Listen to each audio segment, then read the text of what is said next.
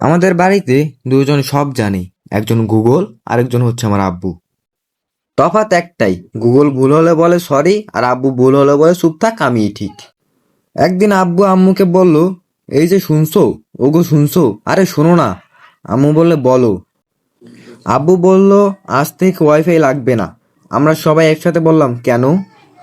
আব্বু গম্ভীর গলায় বলল, কারণ আমিই আছি। আমি সাহস করে বললাম, আব্বু গুগলে লেখা আছে। আব্বু মাঝখানে আমাকে থামিয়ে দিয়ে বলল, এই গুগল এই গুগল হচ্ছে আমার ছাত্র আর আমি আমার শিক্ষক। সেদিন দুপুরের দিকে আব্বু হঠাৎ প্রশ্ন করলো, এই বলতো সূর্য আগে উঠেছে না আমরা আগে উঠেছি? আমি বললাম সূর্যই আগে উঠেছে। আব্বু বলল ভুল, আমরা উঠি বলেই সূর্য ওঠে। এই যে দেখোস না, আমরা উঠি এটা দেখে দেখে সূর্য ওঠে। আমি চুপ করে তার বকবকানি শুনলাম, কারণ আব্বুর যুক্তির সামনে বিজ্ঞানও হার মানে, সেখানে তো আমি ছোট পিচ্চি বাচ্চা।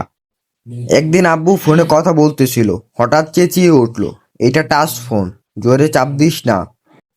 ফোন রেখে আমাকে বলল, আগের ফোনই ভালো ছিল, জোরে চাপ দিলে কাজ করতো।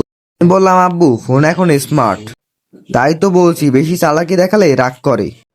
সবচেয়ে ভয়ঙ্কর দিন এলো যেদিন আব্বু গুগল ব্যবহার করা শিখলো। গুগলে সার্চ করলো মাথা ব্যথা হয় কেন, গুগল লিখলো স্ট্রেস, ঘুমের অভাব।